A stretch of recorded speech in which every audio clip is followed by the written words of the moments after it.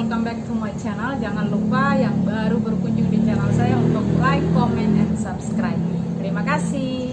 Oke teman-teman, kali ini saya akan share berita tentang seorang perempuan yang menghina Pancasila. Ya, itu viral sekali. Jadi itu ini dia ya.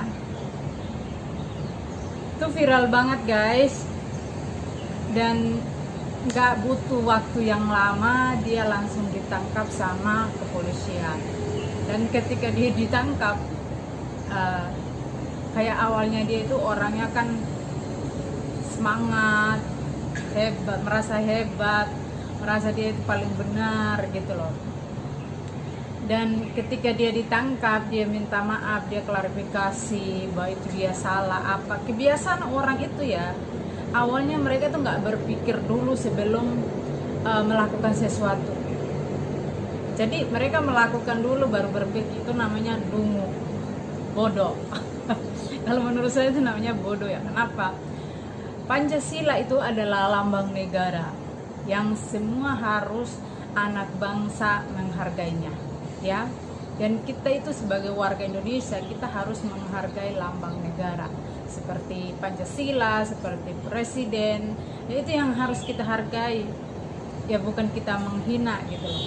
Jadi bagaimana dia menghina Pancasila? Nggak usah tunggu lama-lama lagi, ini videonya teman-teman. Kelar-kelar, tinggal amalkan aja. Kalau memang Pancasila itu unggul dan bisa jadi jawaban bagi problem bangsa-bangsa, dia nggak perlu dilindungi. Justru sebaliknya, orang-orang pasti akan sukarela ngikut Pancasila. Dan buktikan aja kalau Pancasila itu memang unggul, minimal dalam mengatasi wabah corona lah. Faktanya, imbas wabah yang gagal ditangani dengan Pancasila itu, RI kini turun jadi negara menengah ke bawah, setara dengan Timor Leste dan Samoa. Faktanya, kini RI jadi epicentrum terbesar penyebaran virus mengalahkan India. Faktanya, jumlah kematian COVID di Indonesia dalam 2 hari mengalahkan total kematian COVID di RRC sepanjang pandemi. Faktanya, orang-orang kecil tengah kelaparan, mengemis bantuan karena kebutuhan dasar tidak terpenuhi. Faktanya, bansos untuk kaum papa malah jadi bancakan elit-elit yang mencari makan di sekitaran Anda. Ini semua terjadi saat Anda mengklaim sudah menegakkan Pancasila, kan? Faktanya, khilafah melakukan kejahatan-kejahatan. Faktanya, khilafah telah membunuh Sayyidina Utsman. Khilafah membunuh Sayyidina Umar. Khilafah membunuh Sayyidina Ali. Khilafah membunuh Sayyidina Hasan, Sayyidina Husain.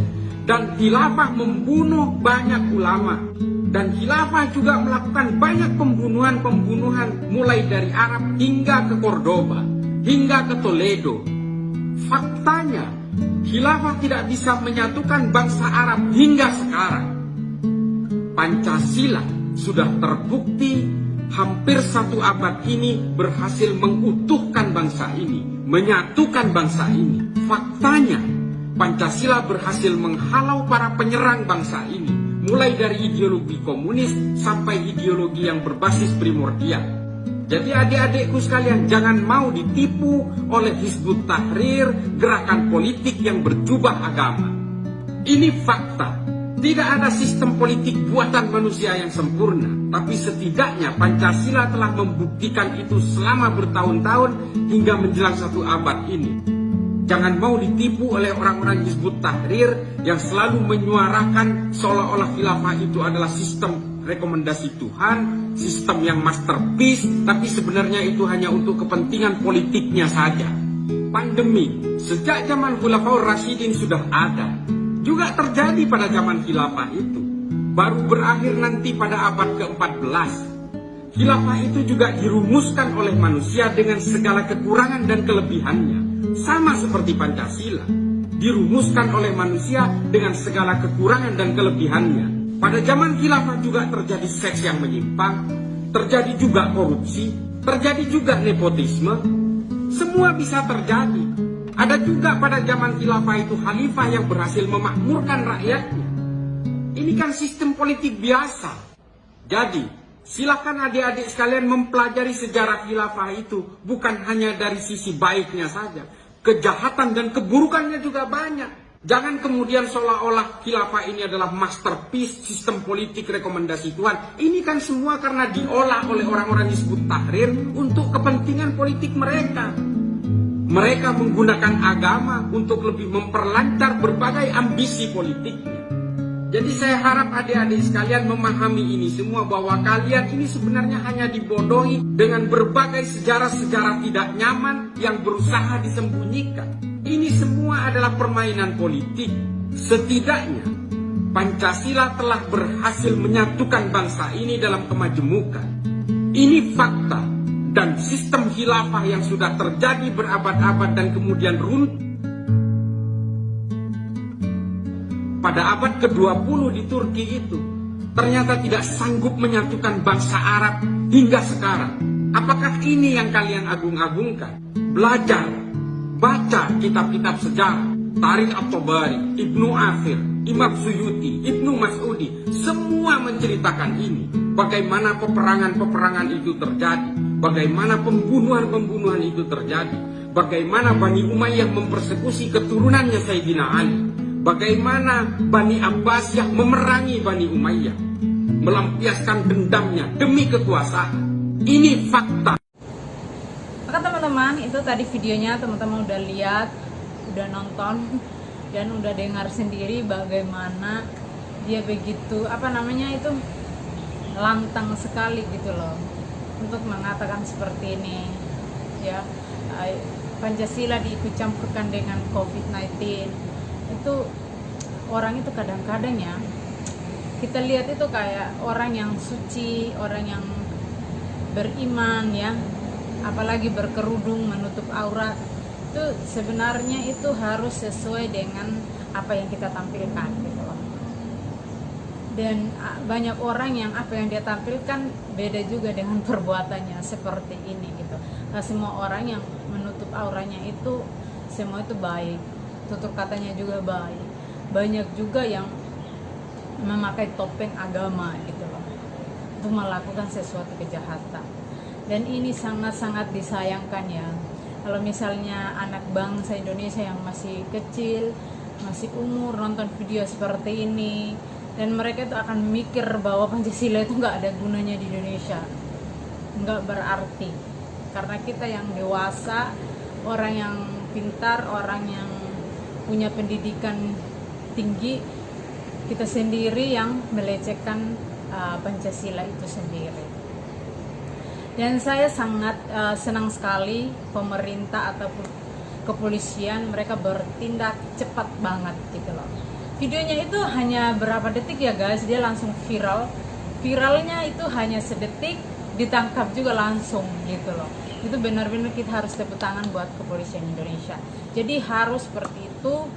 Kalau ada orang-orang yang menghina bendera, menghina lambang Indonesia, menghina pemerintah, menghina rakyat negara Indonesia, itu seharusnya harus diberikan hukum yang sesuai dengan perbuatan mereka.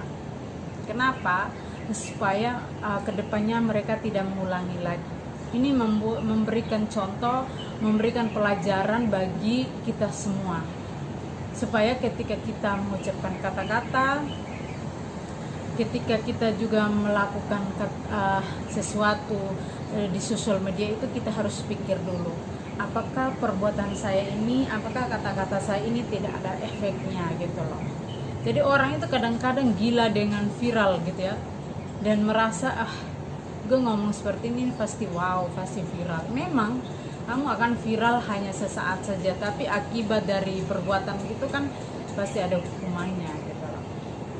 Dan banyak sekarang di sosial media itu banyak orang-orang, apalagi di TikTok ya, itu lebih parah lagi, karena hanya ingin viral ya, melakukan sesuatu yang tidak sepantasnya mereka lakukan. Sebenarnya kita itu membuat TikTok ataupun membuat YouTube itu kita harus jadi contoh yang baik buat masyarakat, buat orang sekeliling kita gitu loh. Bukan jadi contoh yang gak baik. Nah seperti ini, seorang perempuan yang kita lihatnya berkerudung kayak orang soleha, tetapi perilakunya tidak sesuai dengan itu ya. buat teman-teman yang di luar sana maupun anak muda, berusaha untuk menjadi contoh yang baik, memberikan sesuatu itu buat generasi-generasi muda, itu pelajaran yang baik yang mereka bisa contohi dengan baik juga. Jangan kita memberikan contoh yang gak baik gitu loh. Itu bisa penerus bangsa ini bisa rusak, dan mereka akan merontak pada negara, merontak sama Pancasila, merontak banyak kan sekarang yang anti Pancasila. Gitu, banyak sekali. Mungkin yang anti Pancasila banyak banget, yang bahkan orang-orang yang kita lihat itu punya pangkat yang punya pangkat yang tinggi di Indonesia. Namanya politik ya, apalagi kalau dicampurkan dengan politik. Dan orang tidak bisa melihat mana yang benar, mana yang salah. Apalagi orang itu nafsu sekali untuk menduduki sesuatu kedudukan yang tinggi.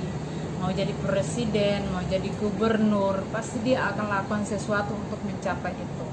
Tapi kalau kita melakukan sesuatu yang jahat atau melakukan sesuatu yang salah, semua mungkin hari ini kita berhasil untuk mendapatkan, tapi akhirnya kita dipermalukan sendiri. Nah, contohnya saja Gubernur Anies Baswedan. Jadi jadi gubernur waktu itu kan ya pro dan kontranya kan dengan Ahok.